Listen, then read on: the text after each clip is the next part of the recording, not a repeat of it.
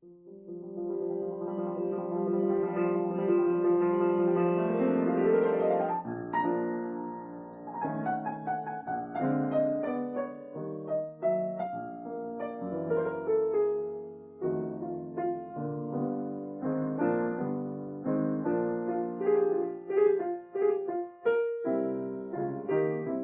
to Shedding Shackles.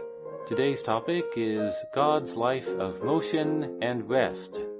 And now, here's your Shedding Shackles host, Roland Trujillo.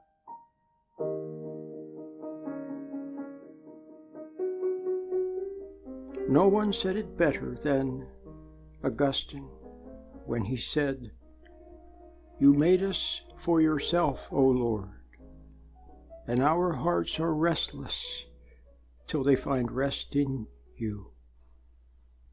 Paul, in the Epistle to the Romans, said, "The kingdom of God is righteousness, peace, and joy in the Holy Spirit." Wouldn't it be nice to find peace and joy? Augustine said, "Our hearts are restless till they find rest in you." Now, what is the opposite of the heavenly estate?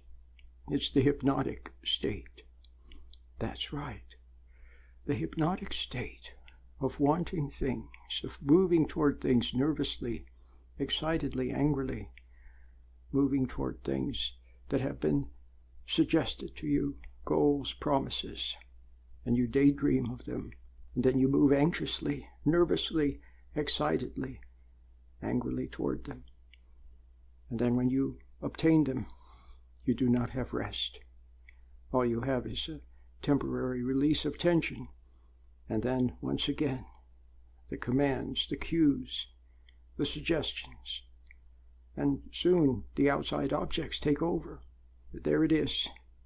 All you have to do is be around a certain kind of person or a certain thing, and you feel nervous, you feel excited, you feel angry, you feel uneasy.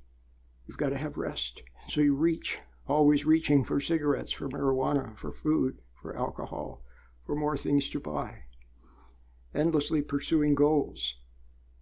That's the hypnotic state of mind, the state of being. And you become drained because you have no energy. You use up your energy. With every excitement, with every anger, with every daydream, you burn up a little bit of your life force. You must keep your life force so that you might find the entry to the kingdom of God, which is near at hand. And so, do you understand now? You must find rest in God. Our hearts are restless, said Augustine, until they find rest in you. Do you understand? You must find rest in God. In God.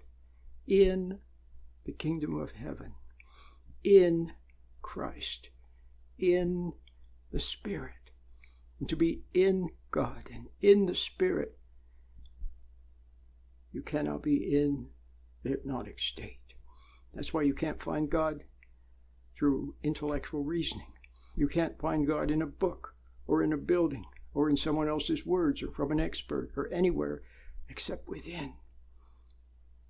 In God.